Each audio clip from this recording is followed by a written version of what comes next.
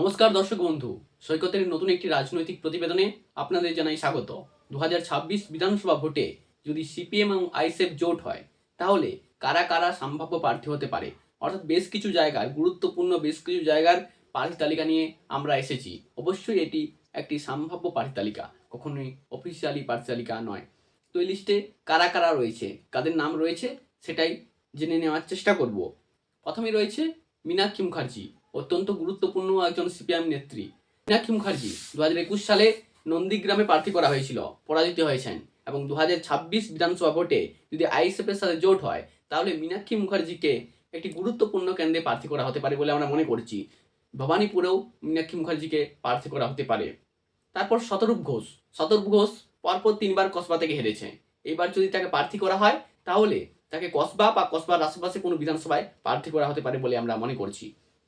ভাঙড় বিধানসভায় প্রার্থী হতে পারে অবশ্যই আইএসএফ প্রার্থী নৌসাদ সিদ্দিকী।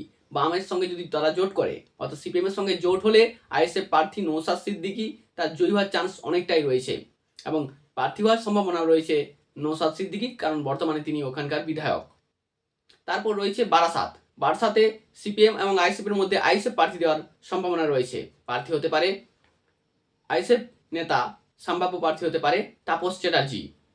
তারপর মোহাম্মদ সেলিম প্রার্থী হতে পারে রানীনগর বা লালগোলা, জলঙ্গি, এই 3টে বিধানসভার মধ্যে, অর্থাৎ মুর্শিদাবাদের কোনো একটি বিধানসভায় তাকে প্রার্থী করা হতে পারে।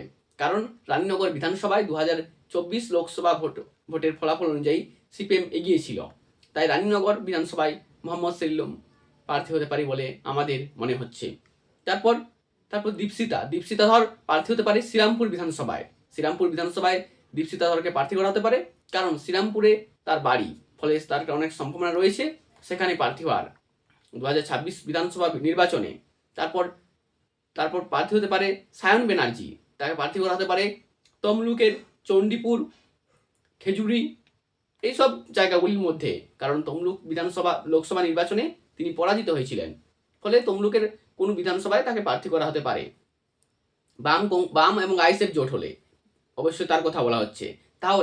তাহলে শিমুল সরেন অর্থাৎ আইএসএফ নেতা শিমুল সরেন প্রার্থী হতে পারে হুগলির কোনো একটি গুরুত্বপূর্ণ বিধানসভায়। তাছাড়া রয়েছে যাদবপুর বিধানসভায় দুজনের নাম সম্ভাব্য প্রার্থী হিসাবে উঠে আসছে। এক নম্বর আসছে সুজন চক্রবর্তী এবং 2 নম্বর আসছে সৃজন ভট্টাচার্য। এই দুজনের মধ্যে কেউ যাদবপুরে প্রার্থী হতে পারে বলে আমরা মনে করছি।